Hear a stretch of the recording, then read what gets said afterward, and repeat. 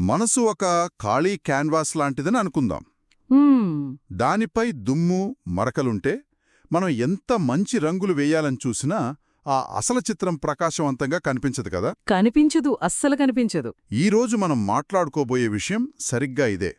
మనసు అనే ఆ క్యాన్వాస్ పై పడే కొన్ని నిర్దిష్టమైన మరకల గురించి, వాటిని ఎలా శుభ్రపరచుకోవచ్చో చెప్పే ఒక పురాతన బౌద్ధ గ్రంథం వత్తూపమ సుత్త లోతుల్లోకి వెళ్దాం. హ్మ్. మనసు స్పష్టతకు అడ్డుపడే ఆ 16 మాలిన్యాలేమిటి, వాటిని కేవలం తెలుసుకోవడమే కాకుండా మన రోజువారీ జీవితంలో వాటిని ఎలా గుర్తించి వదిలించుకోవాలనేది ఈరోజు మన అన్వేషణ. సరే, ఇక ఈ విషయాన్ని వెడమర్చి చూద్దాం. మనం చర్చిస్తున్న ఈ మూలం మధ్యమ నికాయలోనిది. ఇక్కడ బుద్ధుడు ఉపయోగించిన భాష చాలా ఆసక్తికరంగా ఉంటుంది. ఎలా?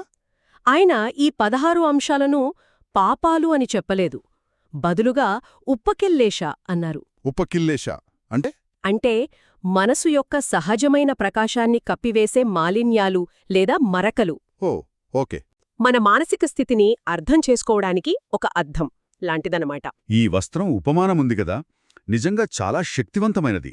ఎందుకంటే అది చాలా సులభంగా అర్థమవుతుంది. అవును. మురికి బట్టకు రంగు వేస్తే ఫలితం బాగోదు. రంగు అస్పష్టంగా మసకగా ఉంటుంది. దానికి కారణం రంగులో లోపం కాదు, బట్టలో ఉన్న మురికి. ఖచ్చితంగా. ఈ సూత్రం ఆ ఉపమానాన్ని నేరుగా మనసుకు అన్వయిస్తుంది. మనసు ఈ మాలిన్యాలతో నిండి ఉంటే జీవితంలో మన గమ్యం కూడా అంత ప్రకాశవంతంగా ఉండదని. అంటే దుఃఖం వైపే మొగ్గు చూపుతుందని చెప్పబడింది. అవును.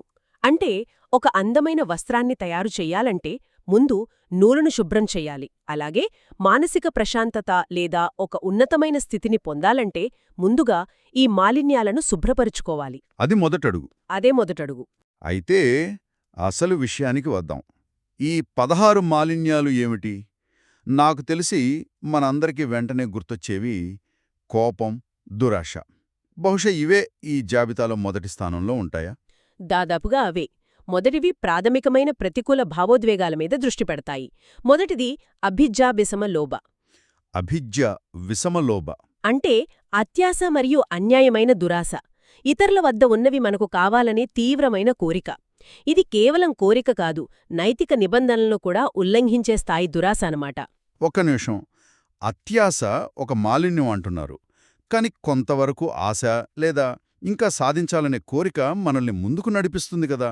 నడిపిస్తుంది. ఈ గ్రంథం ఆ రెండింటి మధ్య గీతనెక్కడ గీస్తుంది? చాలా మంచి ప్రశ్న. ఇక్కడ చెప్పబడింది విషమలోభ, అంటే అసమతుల్యమైన లేదా అన్యాయమైన దురాశ. ఆరోగ్యకరమైన ఆశయం వేరు, అది మనల్ని అభివృద్ధి వైపు నడిపిస్తుంది. ఓకే. కాని ఇతరుల ఆస్తిని అన్యాయంగా ఆశించడం, దానికోసం ఎంతకైనా తెగించడం అనేది మనసును మలినపరిచే కోరిక. ఇక రెండవది వ్యాపాద, అంటే ద్వేషం. ద్వేషం ఇతరులకు హాని కలగాలి, వారు బాధపడాలి అని మానసికంగా కోరుకోవడం. దీనికి కోపానికి తేడా ఉందా? మూడవది కోధ అన్నారు, అంటే కోపం. అవును, సూక్ష్మమైన తేడా ఉంది. కోధ అనేది ఆగ్రహం యొక్క ఆకస్మిక జ్వాల లాంటిది, ఒక నిప్పురవ్వలా మెరిసి ఆరిపోవచ్చు. కాని నాలుగవది ఉపనాహ, అంటే విరోధం లేదా పగ. ఇది ఆ నిప్పురవ్వును ఆరకుండా మనసులో నిరంతరం పెంచుకోవడం, జరిగిన దాన్ని మర్చిపోకుండా చాలా కాలం పాటు ఆ విరోధభావాన్ని మోయడం. అంటే కోపం ఒక క్షణికావేశమైతే పగ అనేది దాన్ని మనసులో పట్టుకుని వేలాడటం. సరిగ్గా. అది మనసులో నిరంతరం బరువు మోయడం లాంటిది. ఈ పగులు, కోపాలు చాలాసార్లు మనని మనం ఇతరులతో పోల్చుకోవడం వల్లే మొదలవుతాయి కదా. అవును. ఈ జాబితాలో అలాంటి వాటి గురించి కూడా ఉందేమో? తప్పకుండా. నిజానికి ఈ జాబితాలో చాలా మటుకు అహంకారం, పోలికలకు సంబంధించినవే ఉన్నాయి. ఐదవది మాన. దీనిని అభిమానం లేదా గర్వం అని చెప్పవచ్చు. ఇది నిరంతరం తనను తాను ఇతరులతో పోల్చుకోవడం. నేను వారికంటే గొప్ప, నేను వారికంటే తక్కువ, లేదా నేను వారితో సమానమని నిరంతరం మనసులో కొలుచుకోవడం. అవును. ఇది వినడానికి చాలా సాధారణంగా అనిపిస్తోంది, కానీ ఆలోచిస్తే సోషల్ మీడియా వెనకున్న అసలు సూత్రం ఇదే కదా. ఖచ్చితంగా. నిరంతరం మన జీవితాలను ఇతరులతో పోల్చుకోవడం. ఈ పోలికలోనే ఒక రకమైన అశాంతి ఉంటుంది. ఖచ్చితంగా. ఇదొక మానసిక అలవాటు. దీని తర్వాతి స్థాయి ఆరవది అతిమాన, అంటే అహంకారం. ఓ. ఇది మాన కంటే తీవ్రమైనది. మితిమీరిన గర్వం, తన గురించి తాను చాలా గొప్పగా భావించి ఇతరులను చాలా తేలికగా తక్కువగా చూడటం. దీని తర్వాత ఏడవది మద, అంటే మదం. మదం. యవ్వనం, ఆరోగ్యం, ధనం లేదా హోదాతో మత్తులో ఉండటం. అంటే నాకేంటి నాకన్నీ ఉన్నాయి అనే ఒక రకమైన నిర్లక్ష్య భావన. ఇది చాలా ప్రమాదకరంగా అనిపిస్తోంది, ఎందుకంటే ఇవన్నీ శాశ్వతం కాదు కదా. సరిగ్గా ఆ అశాశ్వతమైన వాటిని పట్టుకుని అహంకరించడమే మద. దీనికి దగ్గరగా ఉండేదే 8వది, పళాస.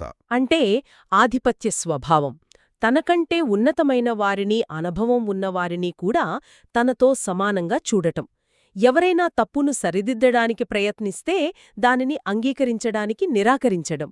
ఇది నేర్చుకోవడానికి పెద్ద అడ్డంకి. అవును. దీనికి మొండితనానికి తేడా ఏమిది? జాబితాలో థంబ్ అనే పదం కూడా ఉంది. ఉంది. థంబ్ అంటే తన అభిప్రాయాన్ని పట్టుకుని వేలాడటం. కొత్త సమాచారం వచ్చినా తన వాదనే సరైనదని మొండిగా వాదించడం. ఓకే. దీని గురించి మాట్లాడుతుంటే నాకు గుర్తొస్తుంది. ఒకసారి నేను ఒక విషయంలో పూర్తిగా తప్పని తెలిసినా కేవలం నా వాదన నెగ్గాలని గంటసేపు వాదించాను. ఆ తర్వాత చాలా సిగ్గుగా అనిపించింది. ఆ మొండితనమే మనల్ని కొత్త విషయాలు నేర్చుకోకుండా ఆపుతుంది. ఇక 10వది సారంభ, అంటే పోటీతత్వం. కాని పోటీతత్వం లేకుండా విజయం ఎలా సాధ్యం?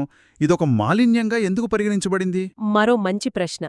ఇక్కడ విమర్శించబడింది పోటీ కాదు, దాని వెనుక ఉన్న మానసిక స్థితి.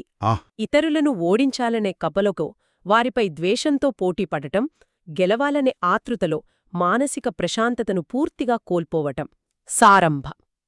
ఓకే. ఆరోగ్యకరమైన పోటీ మనల్ని ప్రోత్సహిస్తుంది, కానీ ఈ రకమైన పోటీతత్వం మనసును కాల్చేస్తుంది. అర్థమైంది.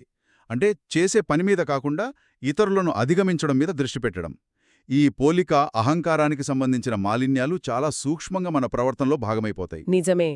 ఇక మనం ఇతరులతో ఎలా ప్రవర్తిస్తామో తెలిపే కొన్ని మాలిన్యాల గురించి చూద్దాం. అవును. తర్వాతివి సంబంధాలలోని నిజాయితీకి సంబంధించినవి. 11వది మక్క. అంటే ఇతరులు మనకు చేసిన మంచిని గుర్తించకపోవడం, లేదా దాన్ని తక్కువ చేసి మాట్లాడటం, కృతజ్ఞత లేకపోవడం. 12వది ఇస్సా, అంటే అసూయ. అసూయ. మన సోషల్ మీడియాలో స్నేహితుల విహారయాత్ర ఫోటోలు చూసినప్పుడు మనసులో కలిగే చిన్న అసంతృప్తి, అదే ఇస్సా కావచ్చు. వారి ఆనందం మన ఆనందాన్ని తగ్గించినట్లు అనిపించడం. ఈ గ్రంథం ప్రకారం అది మనసు వస్త్రంపై పడిన ఒక మరకలాంటిది. ఖచ్చితమైన ఉదాహరణ. దీనికి దగ్గరగా 13వది మచ్చర్య, అంటే లోభం లేదా పిసినారితనం. ఇది డబ్బు విషయంలోనా?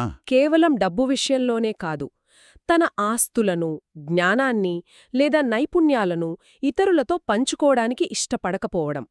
ఇది నాది, నాకే సొంతం అనే సంకుచిత భావన. ఓకే. ఇక వంచనకు సంబంధించిన 2 మాలిన్యాలున్నాయి, మాయా మరియు సాఠేయ. వీటి మధ్య తేడా ఏమిటి? ఇవి రెండూ మోసానికి సంబంధించినవే. మాయా అంటే వంచన, అంటే తనలో లేని మంచి గుణాలను ఉన్నట్లుగా నటించడం. ఓకే. ఉదాహరణకు, తాను చాలా దయగలవాడినని, నిజాయితీపరుడని ప్రదర్శించడం. దీనికి వ్యతిరేకం సాఠేయ, అంటే కపటత్వం. అంటే తనలోని అసలు లోపాలను, తప్పులను దాచిపెట్టడం. అంటే ఒకటే లేనిది ఉన్నట్లు చూపించడం, మరొకటి ఉన్నది లేనట్లు దాచిపెట్టడం. ఇవి ఒకే నాణ్యానికి 2 వైపుల లాంటివి. అవును. ఒక ముసుగు ధరించి జీవించడం. సరిగ్గా. ఇక ఈ జాబితాలో చివరిది 16వదుంది. ఇది చాలా కీలకమైనది, పమాద. అంటే ఏమరుపాటు, అజాగ్రత్త లేదా స్మృతి లోపించడం. ఒక్క నిమిషం, ఇది మిగతా వాటికన్నా భిన్నంగా అనిపిస్తోంది. మిగిలినవన్నీ దురాశ, కోపం, అసూయ వంటి భావోద్వేగాలు లేదా చర్యలు. కాని ఇది కేవలం శ్రద్ధ పెట్టకపోవడం గురించి చెబుతోంది. అవును. అందుకే ఇది చాలా ముఖ్యమైనది. చాలామంది విశ్లేషకులు ఈ పమాద లేదా ఏమర్పాటే మిగిలిన 15 మాలిన్యాలు పెరగడానికి అసలు కారణం అని భావిస్తారు. నిజమా? మనసు ఏమర్పాటుగా ఉన్నప్పుడే కదా దురాశ, కోపం, అహంకారం వంటివి మనల్ని తెలియకుండానే ఆక్రమించుకుంటాయి. అది ఒక సారవంతమైన నేలలాంటిది. ఆ నేలలో ఏ విత్తనం వేసినా ములుస్తుంది. అది నిజంగా ఆలోచించాల్సిన విషయం. సరే, మనం ఇప్పుడు ఈ 16 మాలిన్యాల జాబితాను చూశాం. అయితే అసలు ప్రశ్న, వీటిని వదిలించుకోవడం ఎలా? కేవలం వాటి గురించి తెలుసుకుంటే నాలో అసూయే ఉంది అని అంగీకరిస్తే అది మాయమైపోతుందా? అది అంత సులభంగా అనిపించడం లేదు. లేదు, అంత సులభం కాదు. కాని ఈ గ్రంథం ఒక బలవంతపు అణచివేత మార్గాన్ని చెప్పదు. బదులుగా ఒక జ్ఞాన ప్రక్రియను సూచిస్తుంది. ఇందులో 2 ముఖ్యమైన అడుగులు ఉన్నాయి. ఏమిటవి? మొదటిది గుర్తింపు, పజ్జానాతి. మనస్సులో అసూయ కలిగినప్పుడు ఇది అసూయ అని స్పష్టంగా చూడగలగాలి. కేవలం గుర్తించడం వలనే దాన్ని వదిలించుకోగలమా? కోపం వచ్చినప్పుడు ఇది కోపం అని తెలుసుకున్నా ఆ కోపం పోదు కదా. ఈ గుర్తింపు వెనుక ఇంకా లోతైన అర్థమేమైనా ఉందా? చాలా లోతైన అర్థముంది. ఇక్కడ గుర్తింపు అంటే కేవలం పేరు పెట్టడం కాదు. ఆ భావోద్వేగాన్ని మన వ్యక్తిత్వంతో ముడిపెట్టకుండా ఒక బయటి సంఘటనలా గమనించడం. అంటే నేను కోపంగా ఉన్నాను అనడానికి, నా మనస్సులో కోపం అనే భావన తలెత్తింది అనడానికి చాలా తేడా ఉంది. నిజమే. మొదటిది మన అస్తిత్వంతో ముడిపడి ఉంది. రెండవది మనస్సు అనే ఆకాశంలో వస్తూపోయే మేఘంలా ఆ భావనను చూస్తుంది. ఆకాశం ఎప్పటికీ మేఘం కాదు కదా. అంటే ఆ భావన నేను కాదు, నా మనసులో తలెత్తిన ఒక మలినం అని చూడటం, ఒక వాంఛిత అతిథిలాగా. సరిగ్గా. ఒక ఉదాహరణతో వివరిస్తారా? నేను ఇన్స్టాగ్రామ్లో అసూయపడుతున్నప్పుడు ఆ క్షణంలో ఈ గుర్తింపు ప్రక్రియ ఎలా ఉంటుంది? సౌకర్యాన్ని గమనించాలి. హ్మ్, దానికి అసూయ అని పేరు పెట్టాలి. అది శరీరంలో ఎక్కడ అనిపిస్తోంది? గుండెల్లో బరువుగానా? కడుపులో తిప్పినట్లుగానా? దాని గురించి ఎలాంటి కథలు అల్లుకోకుండా. వారి జీవితమెంత బాగుందో నాది బాగాలేదు వంటివి. అవును, అలాంటివి అల్లుకోకుండా కేవలం ఆ అనుభూతిని గమనించాలి. దానితో పోరాడకుండా, దాని నుండి పారిపోకుండా కేవలం సాక్షిగా ఉండటం. ఇది మొదటి అడుగు. సరే, అలా గుర్తించిన తర్వాత రెండవడు ఏమిటి? రెండవ అడుగు త్యజించడం. పఖసతి సూత్రం ఇలా చెబుతోంది. తెలుసుకొని అతను దానిని త్యజిస్తాడు. హ్మ్, ఇక్కడ త్యజించడం అంటే బలవంతంగా బయటకు నెట్టడం కాదు. చేతిలో ఒక కాలుతున్న నిప్పుకణిక ఉందని గ్రహించినప్పుడు మనం దాన్ని వదిలించుకోవడానికి ప్రత్యేకంగా ప్రయత్నించం కదా. లేదు, వెంటనే వదిలేస్తాం. దాని హానిని గుర్తించిన క్షణంలోనే చెయ్యి దానంతటదే దాన్ని వదిలేస్తుంది. అలాగే అసూయ, పగ, అహంకారం మన మానసిక శాంతిని ఎలా కాల్చేస్తున్నాయో స్పష్టంగా చూసినప్పుడు మనసు సహజంగానే వాటిని పట్టుకోవడం మానేస్తుంది.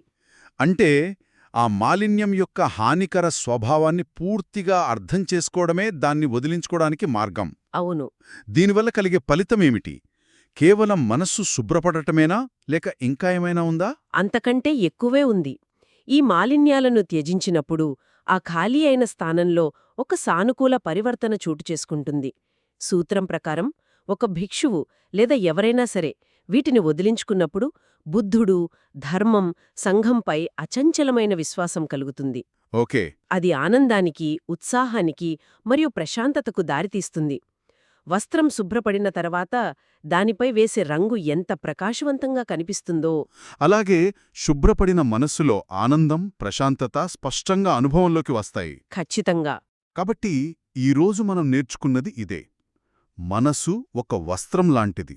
స్పష్టత మరియు ప్రకాశాన్ని సాధించడానికి దానిని మొదట ఈ 16 నిర్దిష్ట మాలిన్యాల నుండి శుభ్రపర్చుకోవాలి. అవును. ఈ ప్రక్రియ ఒక యుద్ధంలా కాకుండా స్మృతితో కూడిన గుర్తింపు ద్వారా, అంటే ఏది మలినమో అది మనకు ఎంత హాని చేస్తుందో స్పష్టంగా చూడటం ద్వారా సాగుతుంది. దీని సారాంశమేమిటంటే 2,500 సంవత్సరాల క్రితం చెప్పబడిన ఈ సూత్రం మానసిక స్పష్టతను కోరుకునే ఎవరికైనా కాలాతీతమైన ఒక విశ్లేషణాత్మక సాధనాన్ని అందిస్తుంది. కరెక్ట్. ఇది మనల్ని మనం తక్కువ చేసుకోవడానికి ఒక చెక్లిస్ట్ కాదు. ఇది స్వీయ అవగాహన, స్వీయ కరుణ మరియు విముక్తి కోసం ఉద్దేశించిన ఒక మార్గదర్శి. మన మానసిక ఆరోగ్యాన్ని కాపాడుకోవడానికి, మనసును తేలికగా ఉంచుకోవడానికి ఇది సహాయపడుతుంది. చాలా బాగా చెప్పారు. శ్రోతలు ఆలోచించడానికి ఒక అంశం. ఈ గ్రంథం ఏమరుపాటు లేదా అజాగ్రత్తను జాబితాలో చివరగా పేర్కొంది. కాని మనం దాన్ని మొదటిదిగా పరిగణిస్తే ఆసక్తికరంగా ఉంది. మన స్మృతి లేదా అవధానం లోపించడమే మిగిలిన 15 మాలిన్యాలు పెరగడానికి, మనస్సులోకి ప్రవేశించడానికి ఉన్న ఏకైక ద్వారమైతే, ఒక్కరోజు పాటు కేవలం ఈ 16వ మాలిన్యంపై దృష్టి పెట్టడానికి ప్రయత్నిస్తే ఎలా ఉంటుంది?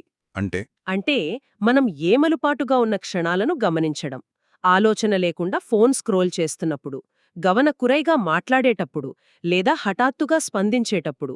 కేవలం ఈ శ్రద్ధను పెంపొందించడం ద్వారా మిగిలిన 15 మాలిన్యాలు మొలకెత్తడానికి చోటు లేకుండా పోతుందా? ఇది మనమందరం ప్రయోగం చేసి చూడాల్సిన విషయం.